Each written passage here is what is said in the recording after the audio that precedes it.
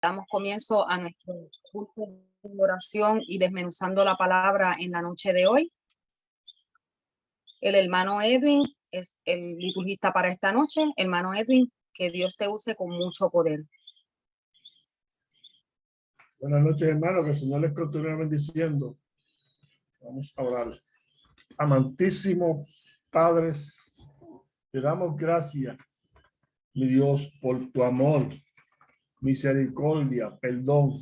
Gracias, mi Dios, porque podemos reunirnos a estudiar tu palabra. Te invocamos, Señor, agradecidos, sabiendo que ya tú estás presente, porque nunca te ausenta de nuestra realidad humana. Abrimos nuestras almas, nuestra mente, tu palabra. Te pedimos que en este desmenuzando la palabra tuya sea de nuestro agradecimiento y profundizar nuestra relación contigo y prepararnos mejor para vivir como tu pueblo en medio de este mundo, para ser un pueblo reviviente y obediente a tu palabra, mi Dios amado. Que hagamos de tu palabra nuestro estilo de vida. Esto te lo pedimos en el nombre de Jesús. Amén. Ahora vamos a hacer lectura al Salmo 128, versículo del 1 al 2. La bienaventuranza que teme Jehová. Bienaventurado todo aquel que teme a Jehová, que anda en sus caminos. Cuando comieres el trabajo de tus manos, bienaventurado será y te irá bien. No hay nada más gratificante que estar descansando y listo para el trabajo de Dios que Dios nos ha llamado a hacer. Ahora tenemos una hermosa alabanza.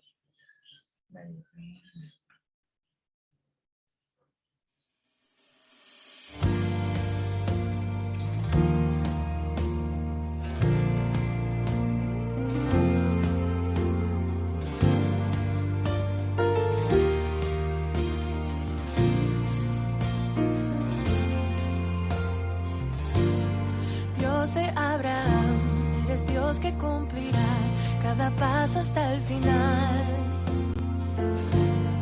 Una y otra vez te has mostrado fiel y lo volverás a hacer. A pesar de la fuerte tempestad, firme estaré y aprenderá este corazón a confiar en él. Grande es tu fidelidad hacia mí. Grande es tu fidelidad hacia mí. Del amanecer al anochecer yo te alabaré. Grande es tu fidelidad hacia mí.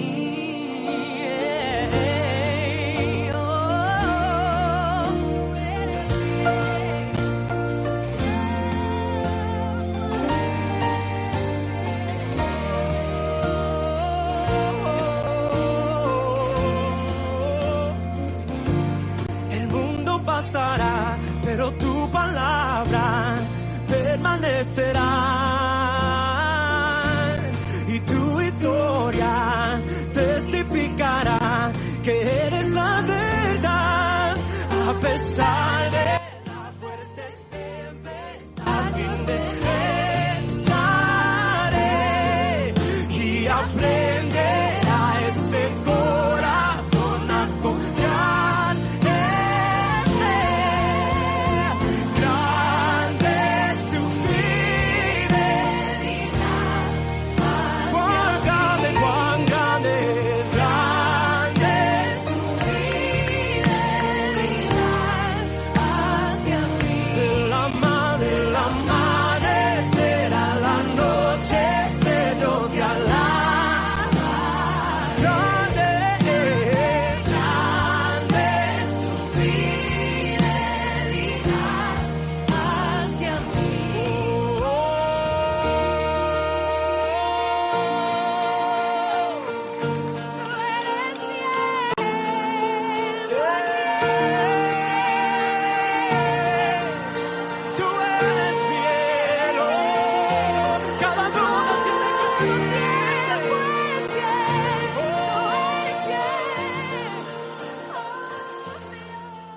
grande la fidelidad de Dios contra nosotros.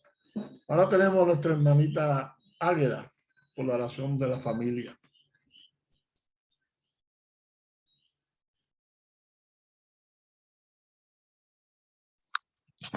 Buenas noches, hermanos. Dios les bendiga. Amén. Empezamos esta oración de la familia leyendo en el Salmo 127, que dice el versículo 1, si Jehová no edificara la casa, en vano trabajan los que la edifican. Al orar por la familia, pues, pedimos al Señor que nos dé entendimiento y sabiduría para formar nuestros hijos y formar nuestra familia conforme a la palabra del Señor. Oramos. Padre Santo, Padre bueno, Padre de infinita bondad y misericordia, delante de tu presencia estamos en esta hora para adorarte, bendecirte, Señor, darte, Señor, nuestras adoraciones, nuestra alabanza, porque solo tú la mereces, Padre. Pon nosotros cánticos nuevos en nuestros labios para que podamos alabarte de día en día y recordar tus fidelidades y tus maravillosas promesas que has hecho, Señor, a través de tu palabra. Gracias, Señor, porque estos momentos nos permiten acercarnos a ti en comunión con nuestros hermanos a través de esta plataforma de Zoom para interceder por las familias primeramente de tu iglesia, Padre, porque es nuestra familia mayor. Gracias, Señor, porque somos miembros de esta familia. Gracias porque tú eres nuestro Padre, porque tú, Señor, nos ministras a través de tu palabra, nos amonestas, nos llama la atención, Dios mío, y nos diriges, Dios mío, a través de la misma. Que podamos leer tu palabra, atesorarla en nuestros corazones y permitir que a través de tu Espíritu Santo tu palabra haga aquello para la cual tú la envías. Dice tu palabra que tu palabra es como espada de doble filo, que taladra lo más profundo de nuestros corazones, de nuestros sentimientos, de nuestra mente, de nuestro cuerpo, de nuestro corazón. Haz esa palabra viva en nuestros corazones para que podamos ser de bendición a otras vidas. Gracias, Dios mío, por nuestra pastora, Dios mío, que está al timón de esta gran familia, Padre. Sosténla, fortalécela, inspírala, Dios mío, a través de tu Espíritu Santo. Levanta sus manos, sus brazos y permite que todos juntos podamos, Dios mío, ir con ella para que tu iglesia siga floreciendo y siga, Dios mío, creciendo a través de tu Espíritu Santo. Nuestras familias, Señor, te las ponemos también en tus manos. Mira, Señor, que podamos ser de bendición a nuestros esposos, a nuestros hijos, a nuestros nietos. Que podemos ser, Dios mío, ejemplo, Dios mío, dar testimonio de cuán grande es tu misericordia. Que cuando ponemos nuestras cosas en tus manos, nuestra familia, nuestros hijos, nuestros nietos y toda nuestra parentela, la ponemos en tus manos cada día, esperando que tú obres en ella conforme a tu buena y santa voluntad. Quédate en medio de todos nosotros en esta noche, háblanos a través de tu palabra, que tú te agrades, Dios mío, de todos los cánticos, de todas las alabanzas, de todas las oraciones, que todo suba al trono de tu gracia como ofrenda a Dios, grato a ti. En el nombre de Jesús te lo pedimos, amén. Amén. Gracias, hermana Águeda. Ahora tendremos nuestra hermanita Anet con la oración por los ministerios. Muy buenas noches, hermanos. Comienzo leyendo de 1 Corintios, capítulo 12, versículos 4 al 7. Y dice la palabra del Señor: ahora bien, hay diversidad de dones, pero el Espíritu es el mismo. Y hay diversidad de ministerios, pero el Señor es el mismo. Y hay diversidad de operaciones, pero Dios, que hace todas las cosas en todos, es el mismo. Pero a cada uno les es dada la manifestación del Espíritu para provecho. Nos unimos entonces en oración y decimos juntos: amado Señor, bendito y alabado sea tu nombre. Gracias, Señor Todopoderoso, porque nos has llamado, Señor, a estar en tu presencia, en tu congregación, en tu iglesia, Señor. Queremos presentarte en esta noche los ministerios de tu iglesia. Son los ministerios a los que tú has llamado, Señor, a hacer servicio para aquellos vulnerables, para aquellos necesitados, para aquellos que necesitan más unión, más comprensión, más armonía. Tú conoces a cada uno de tus ministerios de la iglesia, Señor. Conoces a tus diáconos, al ministerio Bartimeo, al ministerio de matrimonio, a los ujieres, al grupo de adoración y alabanza, cada uno de los ministerios de educación cristiana. Tú los conoces, Señor.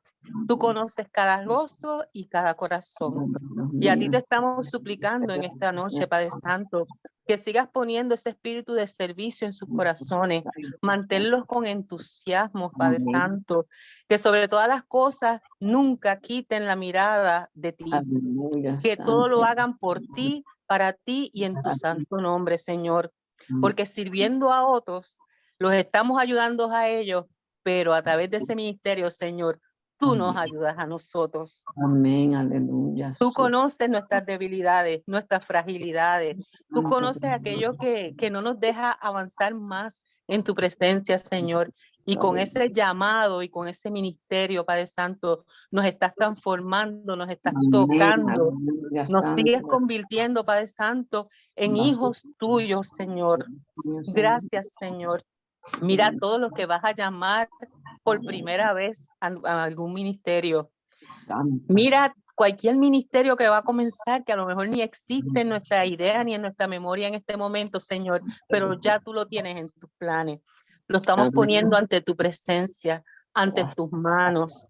Mantén unida a nuestra congregación, manténla unida a través de los ministerios, pero también mantenernos unidos como hermanos que servimos, Señor, a ti que eres nuestro Dios, a ti que eres nuestro escudo, a ti que eres nuestra fortaleza.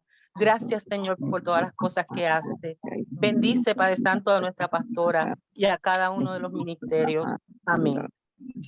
Amén, aleluya. Gracias, hermanita Anet, que Dios te continúe bendiciendo. Ahora tenemos la lectura del desmenuzando y la oración de iluminación por nuestra hermana Iris. Buenas noches, hermanos. El Señor les continúe bendiciendo. Leemos la palabra del Señor en Mateo 1, del 18 al 25. Y dice así la palabra del Señor. El nacimiento de Jesucristo fue así. Estando desposada María, su madre, con José, antes que se juntasen, se halló que había concebido del Espíritu Santo. José, su marido, como era justo y no quería infamarla, quiso dejarla secretamente. Y pensando él en esto, he aquí un ángel del Señor le apareció en sueños y le dijo: José, hijo de David, no temas recibir a María, tu mujer, porque lo que en ella es engendrado del Espíritu Santo es. Y dará a luz un hijo y llamarás su nombre Jesús, Salvador, porque él salvará a su pueblo de sus pecados. Todo esto aconteció para que se cumpliese lo dicho por el Señor por medio del profeta cuando dijo: he aquí una virgen concebirá y dará a luz un hijo y llamarás su nombre Emmanuel, que traducido es Dios con nosotros. Y despertando José del sueño, hizo como el ángel del Señor le había mandado y recibió a su mujer. Pero no la conoció hasta que dio a luz a su hijo primogénito y le puso por nombre Jesús. Aleluya. Amantísimo Padre Celestial, te damos gracias, Señor, porque al leer tu palabra encontramos lo que tú deseas que creamos y la manera en que quieres que vivamos, Señor. Ilumina nuestras mentes con tu mensaje divino y capacítanos para ponerle en práctica. Que tu mensaje llegue hasta lo más profundo de nosotros, que penetre cualquier costra de conformidad y pecado y nos haga sensibles a tu llamado. Aquí está tu hermana. Bendícela y habla por medio de ella. Aquí está tu pueblo. Santifícalo y fortalece nuestra fe y que a ti sea la gloria hoy y siempre. Amén. Gracias, hermana Iris, para nuestra hermanita Yuri. Que Dios te bendiga. Amén. Buenas noches, bienvenidos. Que el Señor los continúe bendiciendo. Vamos a trabajar la porción bíblica que acaba de leer Iris en esta noche y Sabemos que esto es un proceso de aprendizaje comunitario. Por lo tanto, el que quiera decir algo, aportar algo, en cualquier momento me puede interrumpir y traer a consideración las ideas o las reflexiones que vengan a su mente. Generalmente, yo no acostumbro a poner nombre a los estudios que me toca presentar, pero esta vez voy a comenzar titulando este estudio bíblico con la pregunta a contestar. ¿Qué hizo José? Y quizás como subtítulo le podríamos añadir lo que podemos aprender del Padre de Jesús. Este protagonista silente, que en la narración del nacimiento de Jesús no articula una palabra, que es nombrado en Mateo 1:16 como el marido de María. Mención curiosa en una sociedad donde el hombre siempre tiene el protagonismo y la mujer siempre está en un segundo plano o simplemente no existe. Este marido de María, que con sus acciones valida claramente el dicho que las acciones hablan más que 1000 palabras. Este personaje silente, padre de Jesús, marido de María, vamos a ver qué él hizo y qué podemos aprender de él. Repasemos la historia. El relato del nacimiento de Jesús que encontramos en Mateo debe ser complementado con el que escribió Lucas, en Lucas 1 del 5 al Lucas 1 del 5. Ambos coinciden en los puntos principales. José se estaba desposado con María cuando concibió por medio del Espíritu Santo. El niño debería ser llamado Jesús. Nació en Belén y se crió en Nazaret.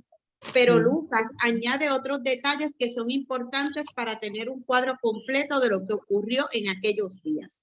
Por ejemplo, antes de lo que Mateo relata en el comienzo de su evangelio, debemos situar el anuncio de Gabriel a María, que concebiría por la acción divina del Espíritu Santo.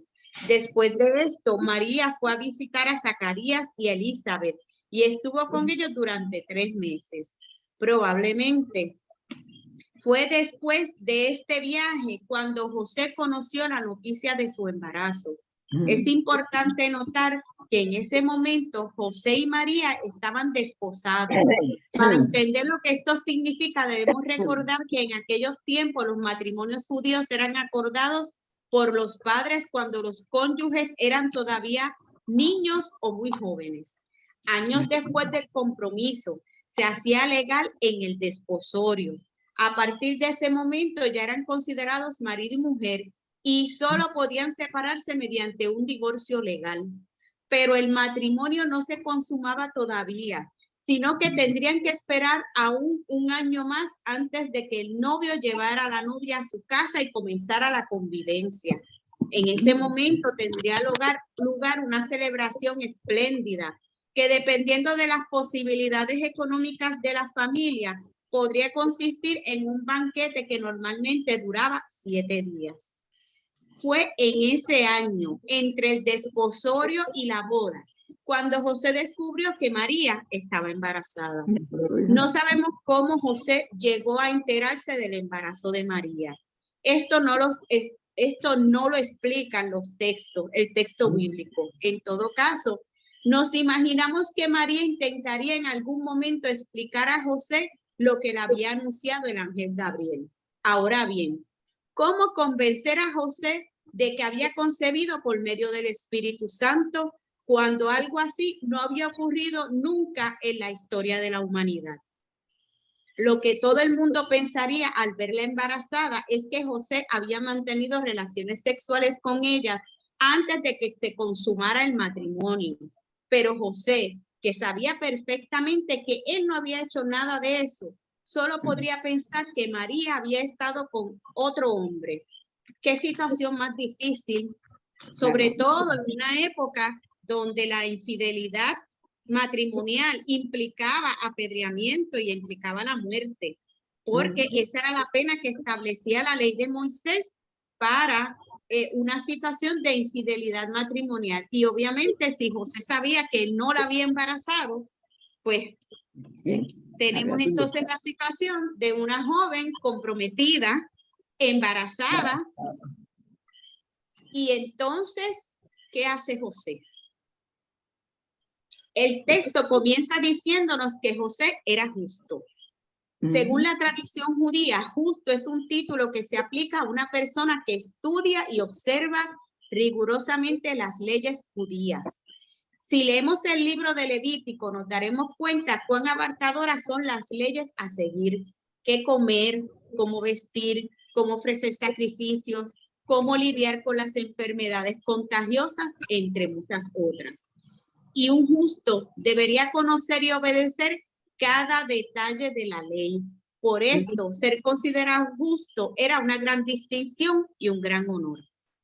Ahora bien, la situación que José tenía delante de sí era realmente complicada. Por un lado, podemos imaginarnos la gran desilusión que se llevaría al saber que la mujer con la que estaba a punto de unirse en matrimonio estaba embarazada. Es decir, que le había sido infiel. Pero, por otra parte, su propio nombre quedaría en entredicho si no hacía algo al respecto. Ante una sensación de traición como la que él podría estar experimentando, lo más lógico sería comenzar un proceso jurídico contra María ante los ancianos. La ley de Moisés contemplaba un caso similar y establecería que la mujer debería ser castigada con la muerte, como vemos en Deuteronomio 22, del 23 al 24. Aunque todo parece indicar que en este momento ya no se aplicaba esta ley. Esto permitiría a José ser justo en la aplicación de la ley y librarse también del mal nombre que María le estaba dando. Por supuesto, María sería expuesta a una humillación terrible que la dejaría marcada para el resto de su vida. Pero José no quería hacer esto y su actitud nos resulta un tanto extraña. Nos hace pensar que José podría tener dudas sobre la historia de la concepción por medio del Espíritu Santo, que imaginamos que en este momento ya conocería. Y también estaba el embarazo de Elizabeth, la mujer de Zacarías, que había ocurrido un poco antes de una forma igualmente sobrenatural. Todos estos detalles, unidos a lo que conocía de María, le hacía difícil pensar que él hubiera sido infiel. Y si todo esto no fuera poco, él la amaba de verdad y no deseaba hacerle ningún tipo de daño. Era incapaz de actuar por venganza u odio. José tenía que resolver un verdadero dilema. ¿Qué hacer? Todos sus pensamientos estaban en conflicto y se sentía tremendamente desilusionado. ¿Cómo podía María haberle sido infiel de este modo? Pero, ¿por qué inventarse una historia como la concepción por el Espíritu Santo para justificarse? Si sabía de antemano que nadie se la iba a creer. ¿Acaso aquella joven que él creía honesta y pura era una embustera de la que además había que dudar de su sanidad mental?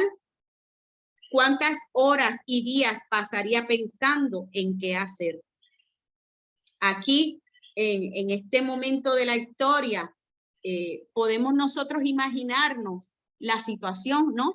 Tenemos dos personas que fueron comprometidas en matrimonio desde muy jóvenes, que se han conocido durante toda su vida, que conocen el carácter de ella y de él, que él conoce su reputación y que la reputación de él es conocida por la sociedad.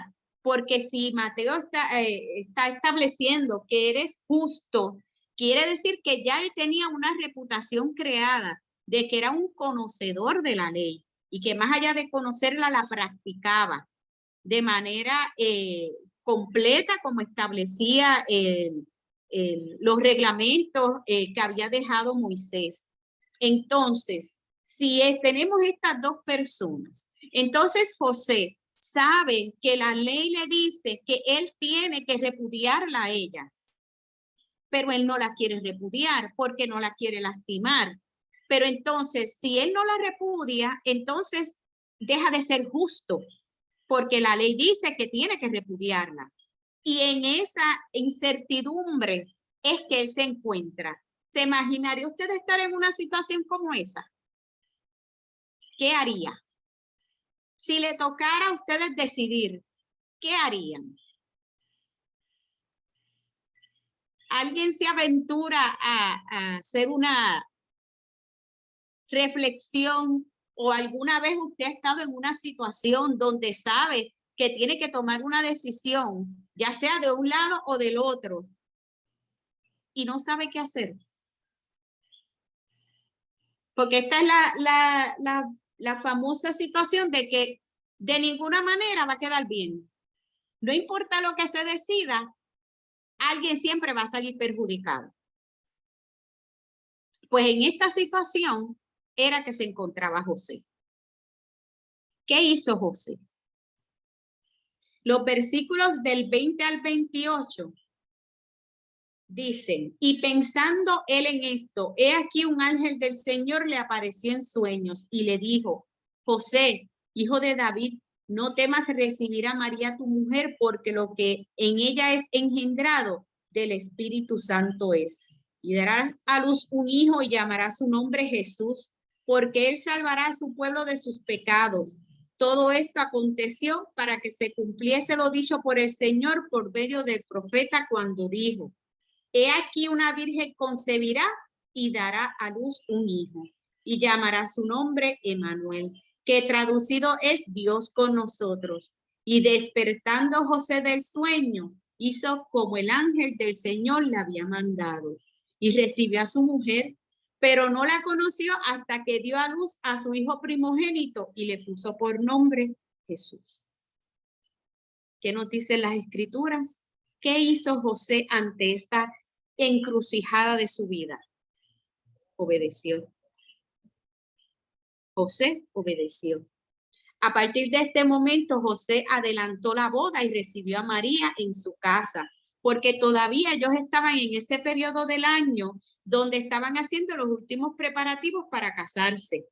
Pero al ser evidente el embarazo de María, pues él decidió adelantar todo ese proceso y casarse con ella antes de que se notara más que ella estaba embarazada. Y recibió a María en su casa con el fin de que el niño naciera en una familia ya constituida. Evidentemente, esto implicaba que reconocía la paternidad del niño y estaba dispuesto a asumir la vergüenza social del embarazo de María. De este modo, las críticas se dirigirían principalmente contra él en lugar de contra su mujer. Ese era el precio que tendría que pagar para poder disfrutar del alto privilegio para el que había sido elegido por Dios.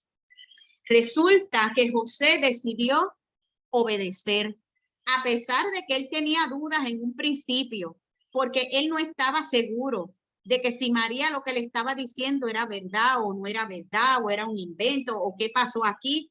Él decidió obedecer lo que el mandato que él recibió en un sueño, porque dice la Escritura que fue en un sueño que él recibió el mensaje de un ángel que le dijo que María estaba embarazada del Espíritu Santo y que se casara con ella, que la aceptara.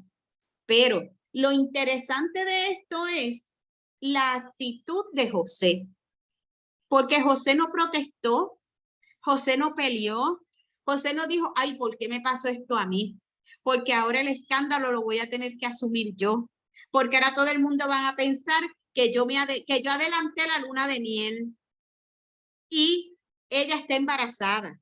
Él sencillamente aceptó y obedeció. Muchos años después, cuando Jesús era adulto y había comenzado su ministerio público, todavía se podía escuchar las maliciosas insinuaciones que algunos hacían sobre el hecho de que él había nacido en fornicación. O sea, este escándalo trascendió de tal manera que 33 años después, 30 años después, cuando Jesús comenzó su ministerio, todavía se cuestionaba la paternidad de José. Todavía había gente que había estado en la época en la que ocurrió esto, porque esto no ocurrió en un hecho aislado, esto ocurrió en una sociedad, en una comunidad. Y pasó lo mismo que pasó con Elizabeth y con Zacarías, que todo el mundo supo que ella había estado embarazada en su vejez, que todo el mundo supo que Zacarías había quedado mudo, que todo el mundo supo que él habló el día que fueron a bautizar al bebé, a ponerle su nombre, y que él dijo que el nombre sería Juan, no Zacarías, como era la costumbre. Pues eso mismo pasó con María y con José. Fue un escándalo público en su comunidad, que él asumió la culpa al aceptar casarse con ella, porque entonces él aceptó que él, para efectos de la sociedad, era el padre del niño, porque él se casó con ella, no la repudió, no se divorció, no la sometió a un juicio, no pidió que fuera apedreada. Sencillamente él aceptó. Y es notable la conducta de José, porque como vimos arriba en la definición, él lo consideraban justo. Y en esa época la definición de justo era la persona que cumplía la ley al pie de la letra. Y él cambió todo. Él sencillamente obvió totalmente la ley para entonces aceptarla a ella. Por lo tanto, él cumplió con una justicia que no es una justicia humana, que es una justicia divina. Él obvió la justicia humana y sigue siendo justo porque cumplió la justicia divina. Entonces, José obedeció, escuchó y obedeció. Entonces, ¿cómo ejerció José la obediencia? Porque la obediencia es algo que hay que ejercerlo de una manera específica para que sea agradable a Dios. Si usted obedece refunfuñando, si usted obedece peleando, si usted obedece cuestionando, eso no es agradable a Dios. Pues entonces podemos ver que José ejerció su obediencia con fe. José dice que en el proceso del nacimiento de Jesús, José, ante este hecho, nos pone en un escenario en el que por fe los hechos allí descritos son considerados y aceptados por el marido de María, sin cuestionar por primera y única vez las escrituras. José no cuestionó, José no preguntó, José no le dijo al Señor, ¿no podías haber escogido otra novia que no fuera la mía? Él sencillamente aceptó lo que el Señor le había dicho por fe. Lo que el ángel le dijo, él lo aceptó y lo creyó por fe. Porque era un hecho sin precedentes en la historia de la humanidad. Él, que era un estudioso de las escrituras, no podía ir a las escrituras y buscar otro precedente para justificar que María había tenido un embarazo del Espíritu Santo, porque no había. Esa es una situación única en toda la escritura, en toda la humanidad. Nunca se ha dado otro proceso igual. Por lo tanto, él tuvo por fe que creer lo que el ángel le estaba diciendo, que María fue embarazada por el Espíritu Santo. Por lo tanto, parte de nuestro proceso de obediencia es ejercer nuestra fe. Y podemos ejercer nuestra fe hasta el punto de accionar en favor de las demandas de nuestro Dios sin importar las consecuencias. O como discutimos en la clase del pasado domingo, ¿qué estamos dispuestos a entregar por el Evangelio? Porque José no cuestionó, José no preguntó, José no le dijo a Dios, pero búscate otra novia. Pero mira, no hay otra manera para que yo no quede expuesto ante la sociedad, que se me cuestione, que se me señale. Yo que me he preocupado toda mi vida por ser un hombre justo, por demostrar que yo conozco la ley y la practico. Él no hizo nada de eso. Él solamente ejerció su fe, creyó en lo que el ángel le dijo, adelantó su boda y aceptó a María en su casa. Nosotros, y ahora lo abro a la discusión del grupo, ¿estaríamos dispuestos a ejercer nuestra fe hasta el punto de accionar en favor de las demandas de nuestro Dios sin importar las consecuencias? ¿Qué consecuencias tenemos que enfrentar nosotros hoy en día por ejercer nuestra fe? Judith, Dígame. ¿cómo está? Buenas noches. Saludos a Buenas todos. noches. Bendiciones. Pues yo, en cuanto a este relato, yo creo, entiendo, que está hecho de esa manera, bíblicamente y históricamente, pues para que nosotros, las personas, los que seguimos luego, ¿verdad?, leyendo la Biblia y viendo todas estas enseñanzas, pues aprendamos y nos podamos fortalecer en estas enseñanzas, porque José fue un santo varón. Entonces, ¿qué sucede? Si te pones a pensar, una hija que uno tenga, que tienes planes para ella, como nos pasó a nosotros en nuestra familia, teníamos planes para esta personita, está empezando la universidad, etcétera, etcétera. Para no entrar en todos los detalles, de buenas a primeras, un positivo en embarazo. Entonces, ¿qué vamos a hacer? Fue un derrumbe, fue fuerte. Unos opinaron unas cosas, otros opinaron otras, otro hubo coraje, otro hubo molestia. ¿Y qué vamos a hacer ahora? Empezando en la universidad, no está preparada para tener un embarazo. ¿Qué es esto? O sea, esto pasa, esto es bien común y sucede. De hecho, yo he sabido de casos que han sido, conocí por lo menos un caso aquí en Santurce, que la nena fue sacada de la casa y la nena no pensaba jamás irse a vivir con el novio y tuvo que irse a vivir porque no tenía dónde dormir esa noche. O sea, es un golpe bien fuerte cuando sucede una cosa de esta índole, porque tú como persona, como familia, por lo menos estas tenían 18, pero imagínate una niña de 14 años, una niña de 13, María tenía poca edad. Y pues es un golpe bien fuerte. Desde el contexto puesto al día de hoy y al pasado igual, pues puede ser duro. Para muchos padres, pues puede ser, Dios mío, la casa está llena, un niño más, o para otros puede ser la alegría y bueno, nada, que no ha pasado nada, pero cambia todo lo que ya estaba establecido, por lo menos la rutina, todo lo que está pasando.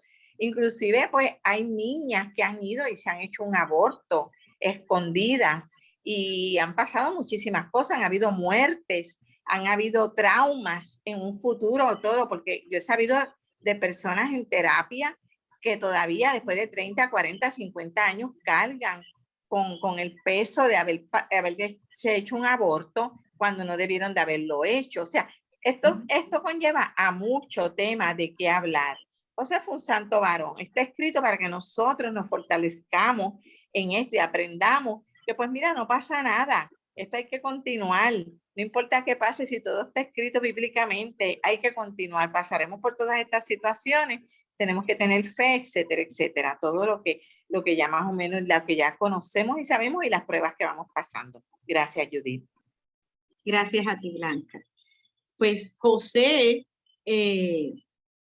ejerció su fe porque él sencillamente aceptó, y no solamente en este momento del nacimiento, todo el registro bíblico que hay de José, hasta el momento pues de su muerte, él tiene unas acciones de protección tanto para María como para Jesús, sin articular una palabra. Él solamente acciona según lo que él recibe a través de visiones o sueños del ángel que le habla y le dice, llévate al niño a Egipto para que lo proteja, tráelo de Egipto porque ya no hay peligro. Y él cree y él acciona en favor de eso sin importarle las consecuencias, porque aquí fue su reputación la que se fue por el chorro. En la otra fue que se tuvo que mudar de país, porque tuvo que irse de Belén a Egipto. Después tuvo que dejar todo lo que tenía en Egipto para volver de nuevo. Y sin embargo, en todo ese proceso, él siempre tuvo su fe y su creencia de que él estaba siendo guiado por el Espíritu Santo. Nosotros ¿tendríamos ese valor hoy en día?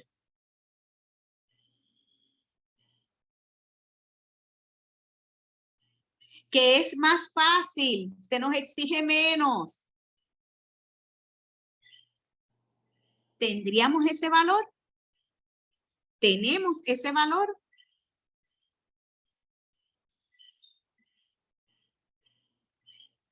Otra cosa que hizo José fue aceptar la voluntad de Dios. José aceptó acoger a María como su esposa, estando embarazada de un hijo que no era suyo, y aceptando las consecuencias sociales que esta acción tendría en su vida. El aceptar a María trajo como consecuencia el menosprecio social del justo, que dejó de ser justo para efectos de la sociedad, que embarazó a su mujer antes del matrimonio. Sin embargo, José aceptó la voluntad de Dios sin protestar ni cuestionar. José, su reputación se fue por el piso, porque ya no era este hombre que conocía la ley y que la cumplía, porque se casó con su mujer embarazada. Pero él aceptó la voluntad de Dios. Dime, Rey. Judith, es interesante el concepto justo. Está usado tanto en Lucas para hablar de Zacarías y de Elizabeth, y está usado aquí para hablar de José. Pero es interesante el concepto justo, y cuando mencionas pues que él puso su reputación, es interesante ver que tal vez la justicia de José, el calificativo, el adjetivo de justo, es precisamente por su semejanza a la justicia de Jesús. Es una justicia en donde la misericordia y el amor están primero que cualquier otra consideración. Ver a José ante el dilema de si hago público esta situación, María podría ser apedreada, y dado que él conocía a María y él imaginar la escena de una María muerta a pedradas por su culpa, pues hubiera sido una cosa que se hubiese quedado con él en su mente como un remordimiento, un sufrimiento, porque la justicia del fariseo o de la ley mosaica era en ocasiones muy fuerte, era muy estricta, tenía unas razones de ser, porque si miramos esto, estas personas pues en cierto modo, el pueblo de Israel pues era un pueblo semita, era un pueblo nómada, y en ocasiones no había forma de establecer justicia para la mujer que era abusada, por ejemplo, en el campo. Y cuando miramos Deuteronomio, que habla de los casos en donde una mujer pudiera estar embarazada y no de su marido, como un caso de violación, por ejemplo, pues cuando van mirando todo esto, había que tener algún tipo de control, de coerción, para que este tipo de acto no ocurriese, ya fuera consentido o no. Y cuando digo consentido, es que la mujer lo aceptara o que la mujer se resistiera. Y en este caso, la justicia de José es una justicia más como la misericordia de Jesús, cuando la mujer es sorprendida en adulterio y los fariseos la traen para que Jesús tome una decisión sobre esta mujer sorprendida en adulterio, o como en el caso de María Magdalena, que había tenido tantos pecados, y que digan que esta mujer que era pecadora, que derrame ese perfume o que llore a los pies de Jesús, y es casi como ofensivo. Jesús pone en contexto a los fariseos cuando comienza a señalarle sus pecados, y es porque la ley mosaica era muy dura, era muy fuerte, y tal vez la justicia de José descansa en que él tenía la misericordia suficiente como para no ajusticiarla, sabiendo que él también, pues en cierto modo, podía ser pecador. Él también podía haber fallado, él también podía cometer pecado. Y como dice el apóstol Pablo, que yo no sea tan duro en mis juicios, porque yo también tengo ocasión de pecar. Y entonces en mi justicia tengo que tener misericordia, porque no estamos exentos ninguno de cometer una falta. Y yo creo que la justicia de José descansaba en eso. Otra cosa que quería comentar, que es muy interesante, como mencionaste al principio, que si lo comparas con el texto de Lucas, pues es interesante, pero cuando buscas Lucas capítulo 2, que él va a Belén para registrarse. El texto original usa una palabra para la relación de ellos dos de compromiso y no de casados. Fíjate que en el texto de Lucas, ella va a donde Elizabeth, que está ya María embarazada, y Elizabeth ya tiene 6 meses de embarazo, y dice que María se quedó 3 meses con Elizabeth. O sea, era evidente que ya había pasado bastante tiempo, y yo no creo que hubiera dado tiempo para preparar una boda en ese momento. Y cuando habla del censo y que tuvo que ir a Belén y que tuvo que ir allí a pasar por el censo, dice que buscaron mesón y que María y él estaban comprometidos, no casados. El texto, la palabra que usa el mismo texto era para relacionarlo con este mismo estado en que ellos se encontraban. Es importante mencionar que este desposorio era un casamiento legal, sin relación sexual, pero sí un casamiento legal, es decir, pero válido, válido ante la ley. Válido ante la ley y tanto al nivel de que si él quería separarse de ella era un divorcio, era una carta de divorcio. Y entonces pues vemos que el tiempo que según Lucas habla y que entendemos que Lucas pudo haber hablado con María y María le contó, esto fue lo que pasó. y Mateo pues posiblemente viene de una tradición. pues entonces pues podemos decir que ese tiempo de casarse, de hacer la fiesta de una semana posiblemente no estuvo. Eso no se dio, eso fue posiblemente no se dio. Eso fue, busca el sacerdote que nos case y vente para casa, porque ella, cuando ella fue a ver a Elizabeth, ella tenía 3 meses de embarazo. Si ella se quedó 3 meses, cuando regresó ya se le notaba la barriga, ya tenía 6 meses. Sí, y me imagino que él debe haber pensado, adiós, pero ¿y qué pasó aquí? Yo como que me perdí parte de la historia, ¿qué fue lo que pasó aquí? Exacto, sí, sí. Es posible que ya en el momento en que José lo sabe o este proceso está sucediendo, ya bien sea que María se lo dijo, María le tiene que haber informado, o era algo que ya evidentemente no se podía ocultar más. Es una cuestión de reputaciones, pero es la misma reputación que Jesús se echaba por la borda, la reputación de Jesús cuando Jesús intercedía por tantas personas que eran pecadores, que eran no personas, que eran personas que estaban presos del pecado y Jesús ponía su reputación en juego cuando decía, tu fe te ha salvado, vete y no peques más y te perdono los pecados. Y aunque los fariseos le preguntaban de dónde venía su autoridad, pero de seguro que el ser humano común de a pie, lo que pasa es que Jesús lo respaldaba su señal milagrosa y la señal milagrosa era como su carta de autoridad. Y si no hubiese existido la señal milagrosa, posiblemente no hubieran creído. Tampoco lo hubiesen creído. No lo hubieran creído y hubiera tirado su reputación por la borda también y hubiera sido desprestigiado. Su reputación ya estaba por la borda, porque claro. La misma escritura dice que pusieron en duda su nacimiento, o sea, cuando decía que no era hijo de José.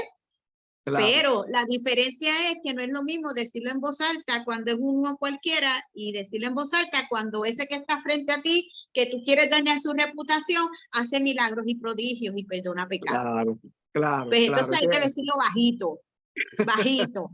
Hay que decirlo bajito, hay que irse suavecito. De todos modos, tú sabes que en un momento dado su propia parentela decían que se había vuelto loco y fueron a buscarlo porque ya estaba enloquecido y o sea que aún para sus parientes eso estaba un poquito tostado.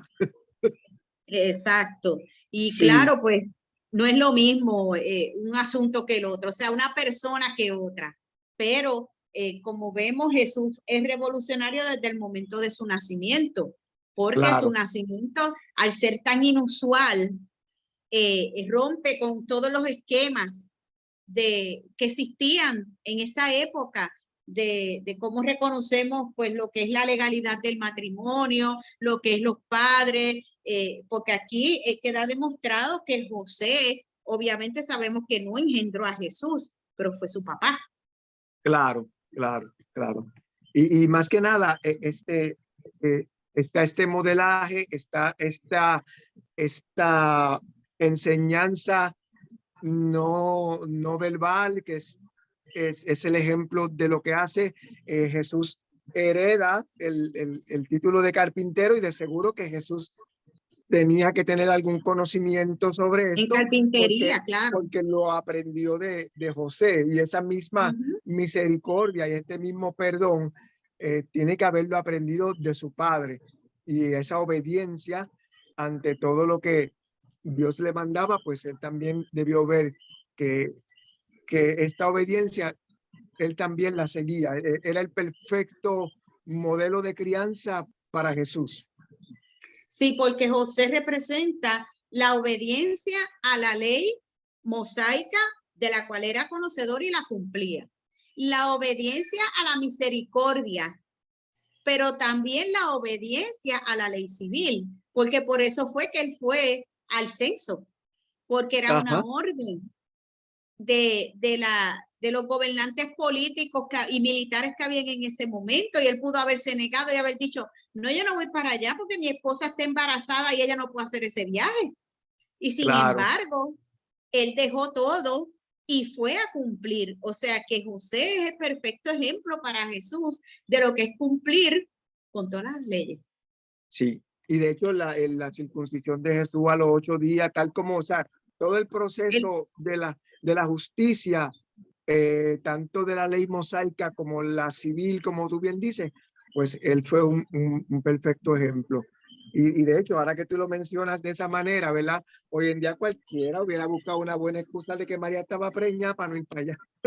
Exacto. Cualquier excusa para no cumplir las responsabilidades es buena. Exacto.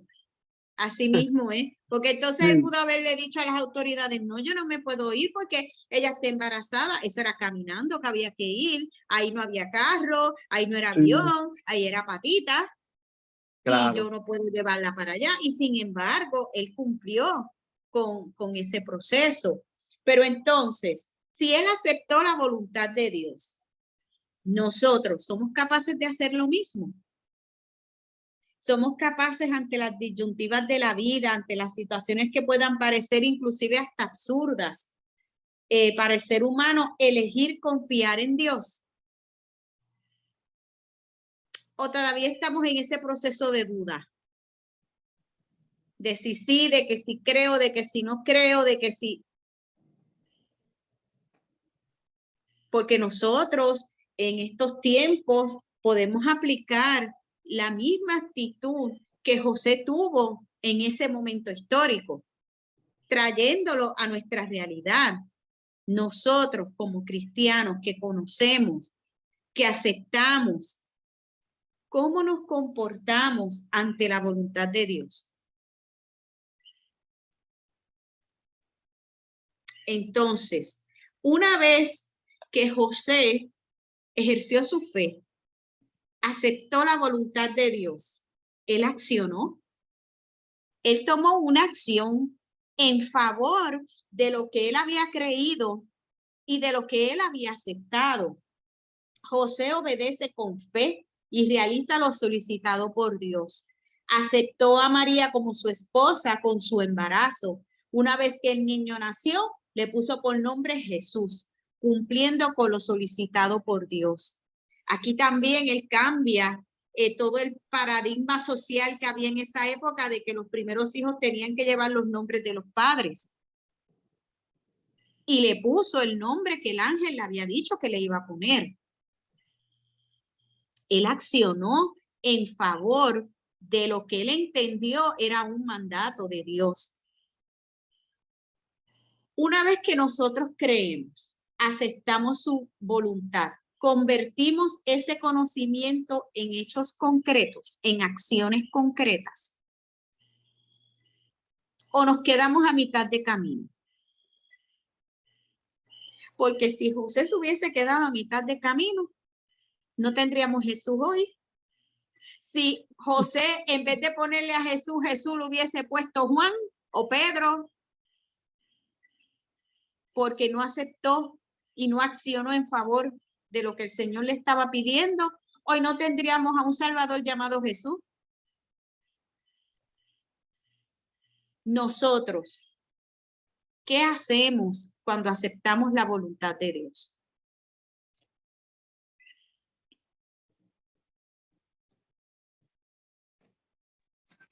Honestamente, al principio, para nosotros aceptar la voluntad de Dios, primeramente empezamos a pelear. La primera reacción es una pelea a capa y espada con Dios, con el Espíritu Santo, con todos los ángeles, con las huestes y con Raimundo y todo el mundo.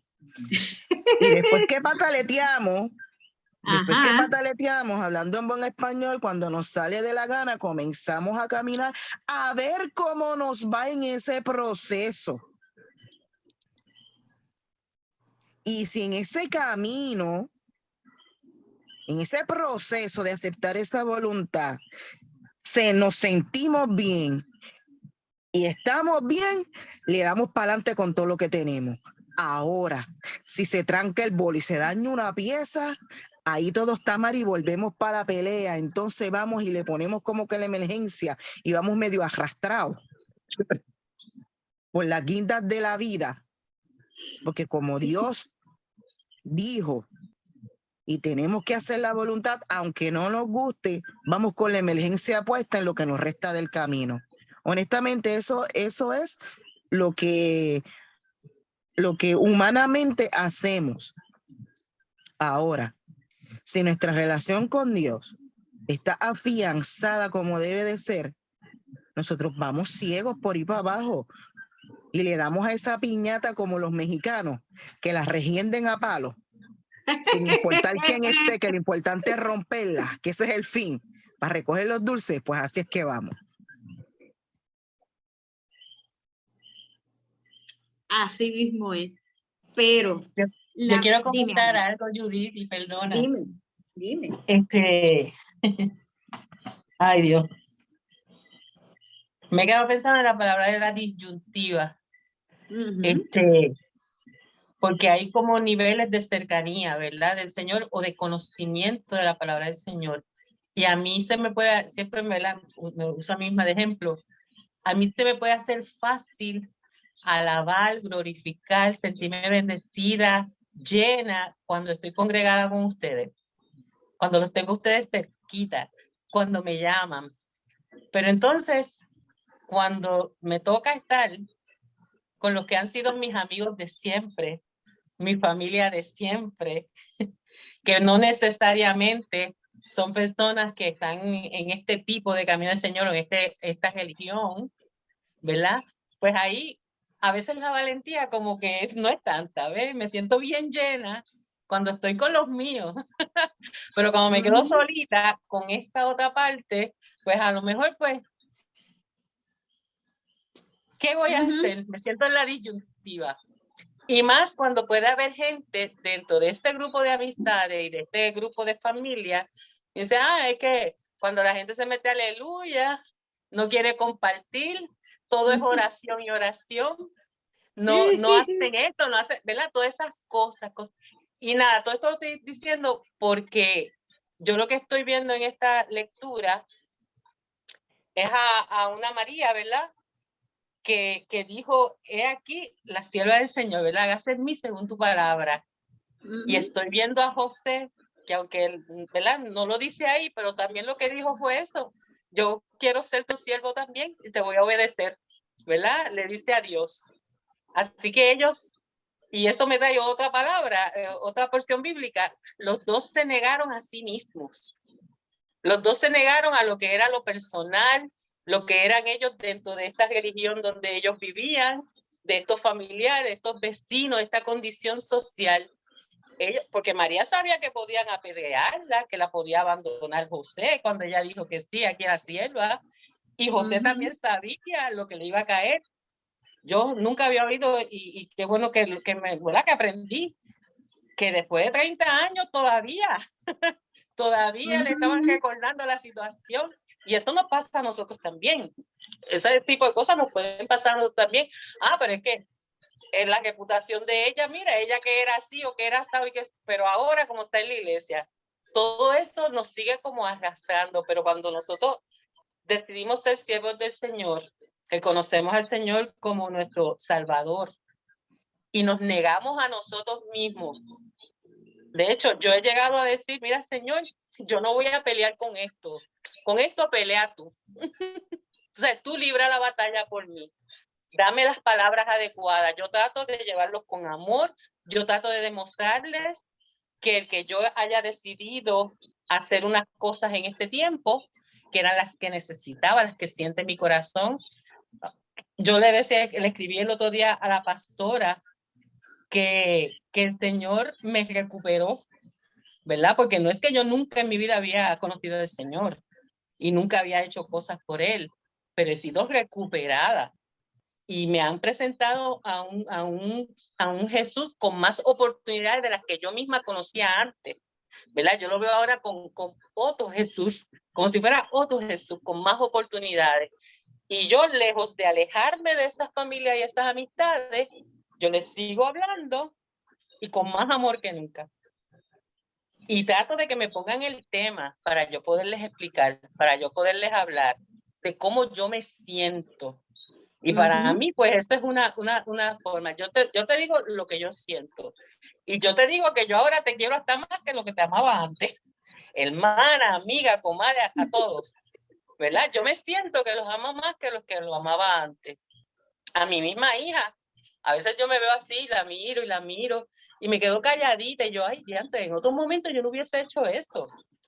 ¿Verdad? Me he negado a mí misma, a mis actitudes, estas jerarquías que uno tiene en la cabeza, que es que yo soy la maíz, yo soy la esto, yo soy la hermana mayor, todas esas cosas me las negué y digo, mira, Señor, no, ya yo no quiero ser nada de eso, yo quiero tratar de ser criatura tuya y tratar de ir caminando a mi ritmo.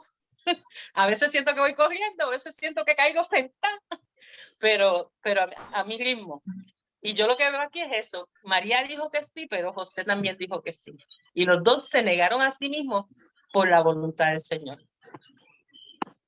Así mismo fue, porque entonces José puso en entredicho, ¿no?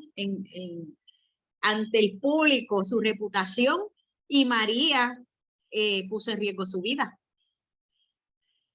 por lo que establecía la ley. Y sin embargo, ellos ambos accionaron en favor de la fe que ellos tenían y aceptaron la voluntad de Dios. Y nosotros hacemos lo mismo.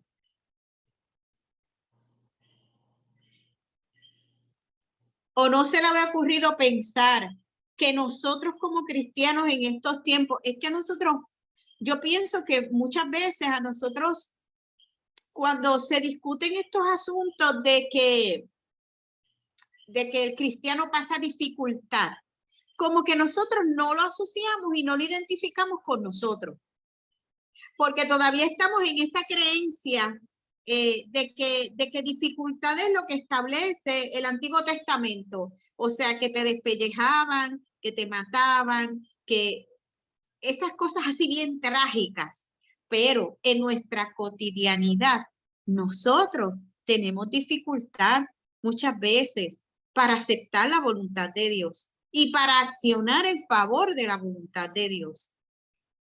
¿Usted puede identificar eso?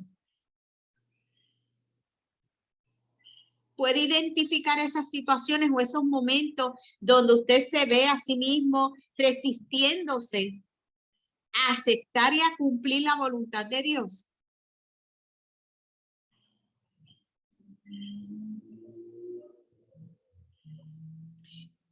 ¿Puede usted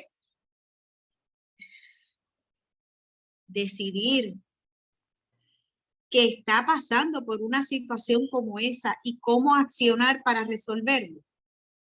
¿Puede usted reconocer ante sí mismo que el Señor le está pidiendo algo y usted se resiste a cumplirlo?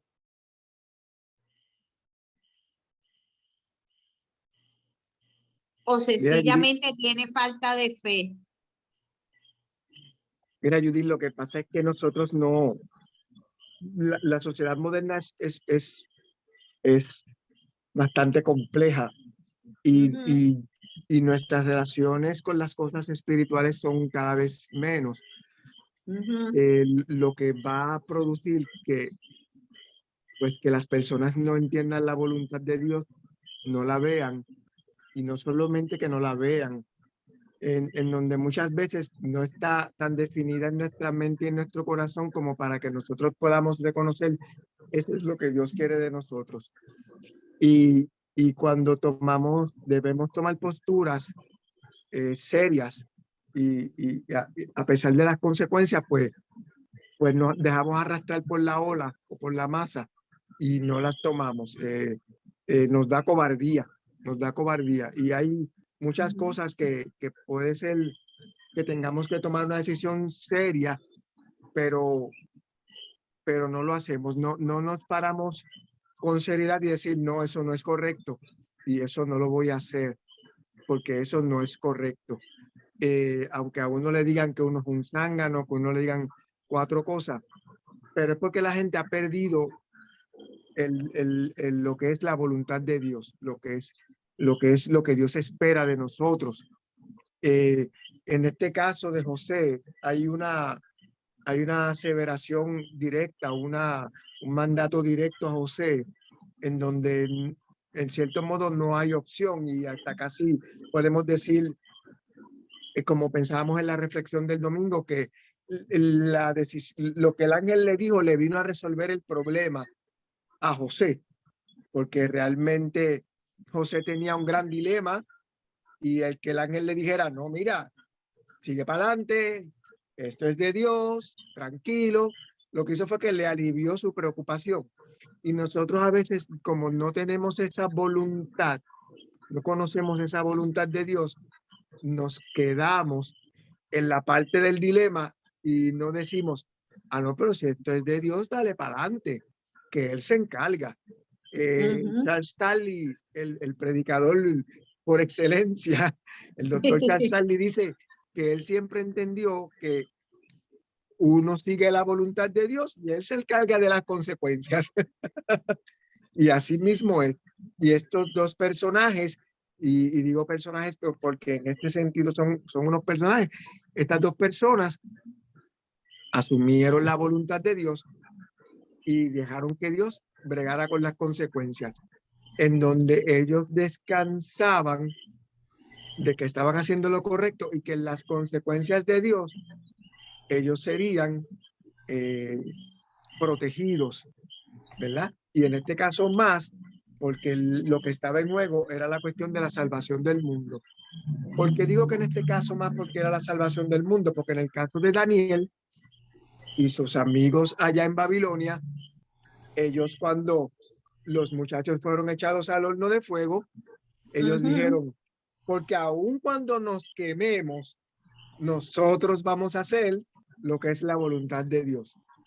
Ellos pensaron, y no es una falta de fe, sino que ellos dijeron, nosotros no vamos a adorar a esta imagen y que nos echen al horno, y aun cuando el horno lo prendan y nosotros nos quememos, nosotros vamos a descansar en que hicimos la voluntad de Dios.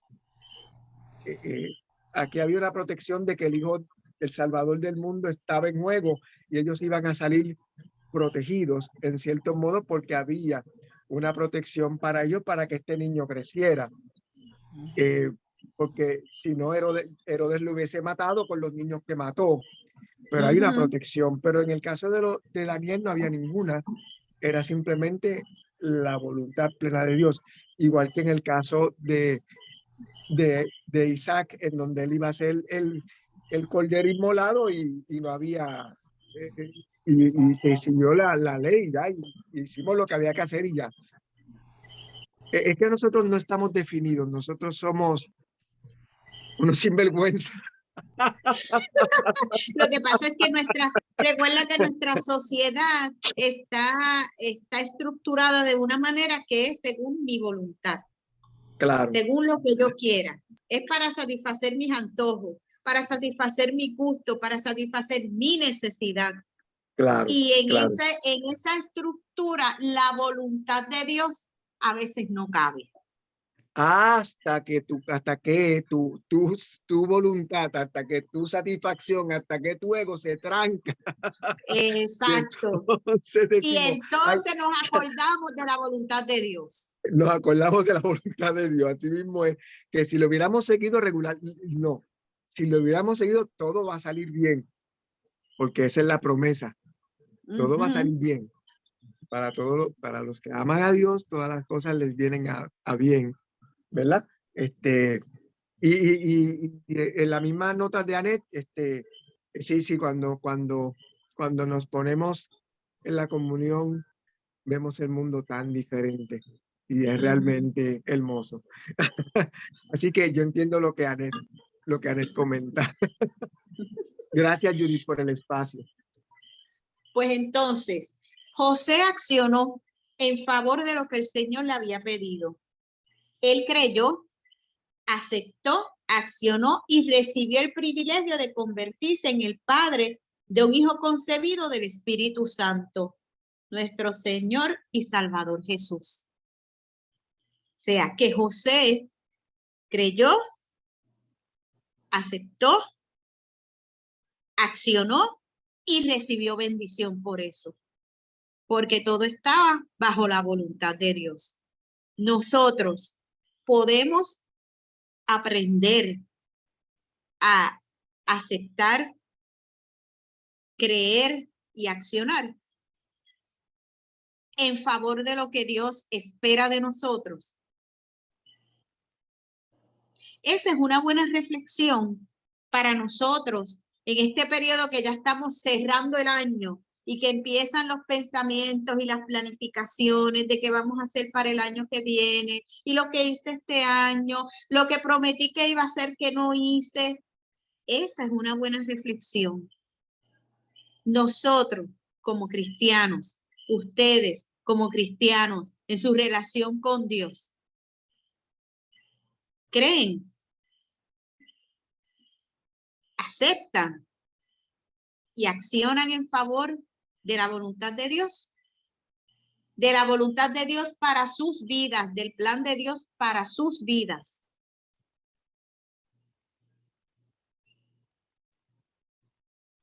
Le dejo esta reflexión de asignación. ¿Ustedes quieren ser los José de este tiempo? Yo entiendo, Judy, que para hacer o accionar como José o como María, primeramente hay que ser maduro. Hay que recibir una palabra y no, sí, guardar silencio como hizo José, porque José se levantó después que recibe la visión del ángel y actúa a esa palabra. Si fuera un José machista, hubiese devuelto a la esposa a la casa, a la muchacha, y hubiese sido, como dice Rey, una revuelta familiar. Y hubiese sido peor, porque entonces, ¿por qué me traes la niña a casa? Si nosotros, ¿verdad? Viéndolo como entiendo que era lo de la época, que esto eran, ¿verdad? Matrimonios Arreglados. Dentro de la madurez de José o dentro, ¿verdad? Un hombre mayor, de la como se le presenta el ángel, también es como dice, él es un hombre justo, y cuando es un hombre justo entiende y reconoce que lo que se le ha dicho no se le dice por capricho, se le dice porque es que hay una promesa para un pueblo. Sí, así mismo es. Ellos están cumpliendo una promesa de mucho tiempo, de muchos siglos que se le había hecho al pueblo. Pero si ellos no hubiesen accionado su fe, ¿qué pasaría con nosotros hoy en día? No fuéramos salvos. ¿Es correcto? No fuéramos salvos, porque para eso vino Jesús, a salvar. A salvar el mundo. todo lo otro, sanar, levantar, el ciego ve, el sordo oye, el cojo camina, todo eso son cosas que, ¿verdad? Son añadidas a la salvación, entiendo yo. Pero la promesa desde el Antiguo Testamento hasta el Nuevo es que viene alguien a liberarnos de la cautividad del pecado. O sea, de dejar de ser yo y ser una sierva de Dios y haciendo su voluntad. Así Yo mismo. pienso Ujú. que si no hubiera sido María o José, hubiera sido tal vez Pedro y Juana, pero el plan de Dios se iba a cumplir. Lo único que esas personas eran los recipientes, eran los que iban a ser instrumentos, los que tenían las características para que el plan de Dios se cumpliera para con la humanidad. Desde que María, Dios tiene en su plan depositar ese niño en una mujer. Él estableció su evangelio, un evangelio que ya era de amor y que era de justicia. Y el amor se ve a través de María y la justicia a través de José, porque era un hombre justo. Ellos tenían esas características para que fuesen esos recipientes de los que Dios iba a utilizar para la humanidad. Porque la palabra, José la entendía, la conocía, la practicaba, y pues la palabra dice que no había visto justo desamparado ni su simiente que mendigara pan. Así que él conocía todas esas promesas que Dios tenía para con los seres humanos. Y yo pienso que sí, que ellos eran esas personas y por eso fueron escogidos. Y se llamaban María y se llamaban José, pero pudieron haber tenido otros nombres. Ese es verdad lo que yo puedo entender sobre eso. Sí, O sea, claro. hubiéramos sido salvos. El plan de Dios era salvarnos, darnos Claro. esto que nosotros tenemos ahora. Tengo un pensamientito más y me perdona. Claro, claro. Y es el siguiente. Dios le puso a María y a José un encargo en sus manos. Era un niño llamado, ¿verdad? Que llamaron Jesús. Era el Jesús humano del que ellos se tenían que encargar. Cuidarlo, darle amor, ¿verdad? Y hacerlo crecer y eso. Y a nosotros también, a cada uno, Dios nos pone un encargo en nuestras manos también. Tal vez no sea a un niñito Jesús, ¿verdad? Ni ser su mamá y su papá para hacerlo crecer de esa manera. Pero Jesús también Dios nos pone a nosotros un encargo, un ministerio, se puede llamar una familia, una vocación laboral. Puede ser a mamá o a papá que están encamados en este momento. Es un encargo que Dios nos está poniendo en nuestras manos. Puede ser un hijo con alguna condición de salud o cognitiva o intelectual. Es un encargo que Dios nos ha puesto en nuestras manos en este momento. Y como tú bien decías, ¿verdad? Tenemos que aceptarlo, creer en ese encargo y accionar en favor de ese encargo que Dios nos ha puesto. Tenga el nombre que tenga. A José a María le pusieron a Jesús, a nosotros también nos ponen a Jesús, pero no tal vez en carnecita chiquitita y naciendo en un pesebre. Pero sí nos ponen a un Jesús en nuestra mano que tiene distintos nombres, distintas formas, como los ejemplos que he dado. Y pues tenemos que amarlo, abrazarlo, y como he aprendido y lo quiero seguir repitiendo en mi vida, aceptar, creer y accionar. Era para no dejarlo en mi tintero, como yo les digo a ustedes. ¿Alguien más quisiera añadir algo? Okay. Si nadie más quiere añadir algo más, pues pasamos entonces con Edwin para que continúe con el devocional de esta noche. Gracias, Judy.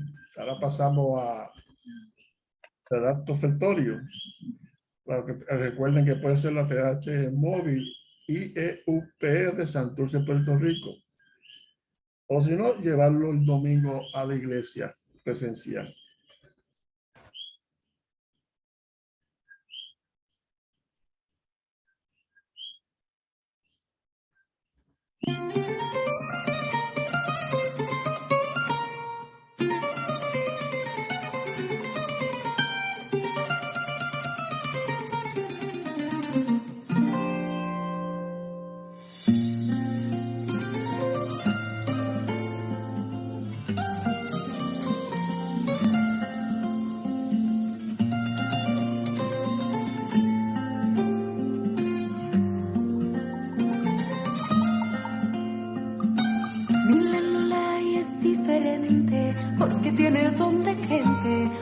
tiene corazón.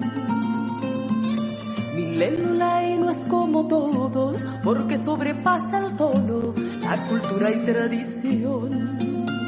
Está lleno de vida y de paz, es el grito de la libertad. Mi Lelolai no tiene odio, porque va lleno del gozo, de la gracia y del perdón. Mi Lelolai no busca riñas, porque tiene en cada esquina el regalo de una flor. Ha nacido en la Navidad ese grito de la libertad. La libertad de un jibarito entregado a su Dios, con acción de gracias por su inmenso amor. La libertad de un Puerto Rico que reconoció que ha sido una tierra bendita por Dios, tierra bendita por Dios, tierra bendita por Dios, tierra bendita por Dios, tierra bendita por Dios.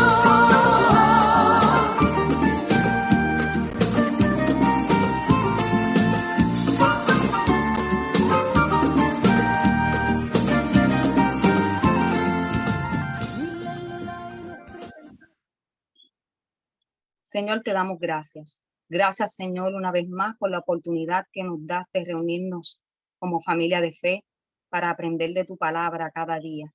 Gracias, Señor, te damos por lo que nos das y por todo lo que recibimos de ti, Señor. Te ofrendamos estas ofrendas metálicas, Dios. Recíbelas, oh Señor, con agrado, pero también con nuestras vidas, y que sean bendecidas y esparcidas para tu reino aquí en la tierra. Gracias, Señor, te damos por todo lo que has hecho y sigues haciendo para con nuestras vidas. En Cristo Jesús oramos. Amén. Ahora tendremos los anuncios y continuamos con el altar familiar este jueves 22. La porción bíblica para este altar familiar es 1 de Juan 4, 7, 16.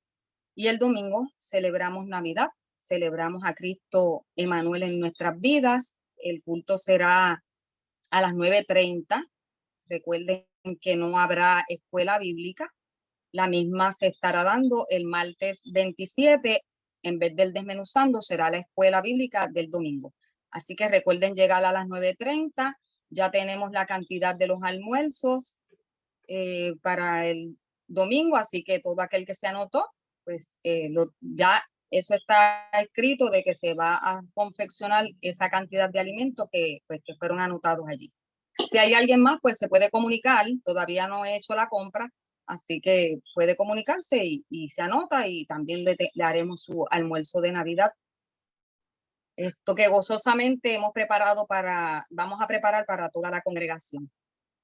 Y estos serían los anuncios. Nuestra pastora no está con nosotros en la noche de hoy, así que la excusamos. Tenía un periodo todavía pendiente de vacaciones y por eso lo tomó, pero el domingo estará con nosotros si el Señor lo permite. Y hasta ahí serían mis anuncios. Nos preparamos para recibir la bendición final y cerrar este culto de oración y desmenuzando la palabra. Amado Dios y Padre nuestro, te damos gracias, Señor. Gracias porque llenas nuestras vidas de amor, porque tu justicia, Señor, está alrededor de nosotros. Y te pedimos perdón, Señor, porque a veces, mi Dios amado, dudamos de tus planes perfectos para con nuestras vidas y no seguimos, ¿verdad?, lo que tú tienes para cada uno de nosotros y nos volvemos temerosos. Pero tú nos entiendes, Señor. Sabemos que tú eres un Dios bueno, un Dios que no se cansa de bendecirnos, Señor, y que nos entiendes a cada uno y cada de nosotros, Señor. Y te pedimos, oh Dios, que en esta noche tú nos des un sueño placentero y que tu bendición arrope nuestra isla, Señor, nuestros hogares, nuestra familia, tanto aquí como las que están fuera, Señor. Gracias, Señor, porque tu misericordia y tu bondad nos persigue. Bendito seas por siempre, te alabamos y te glorificamos, Señor. Y danos tu bendición, y esa bendición que viene del Padre, del Hijo y del Espíritu Santo, y en Cristo Jesús. Hemos orado y ponemos todo en tus manos. Amén. Dios les bendiga una vez más y gracias por estar en esta plataforma y habernos congregado. Amén. Bye, que descansen. Besito, feliz descanso. Gracias. Gracias, Judy. Gracias, Gloria, Rey. Gracias, Anet. Gracias. Amén. Gracias.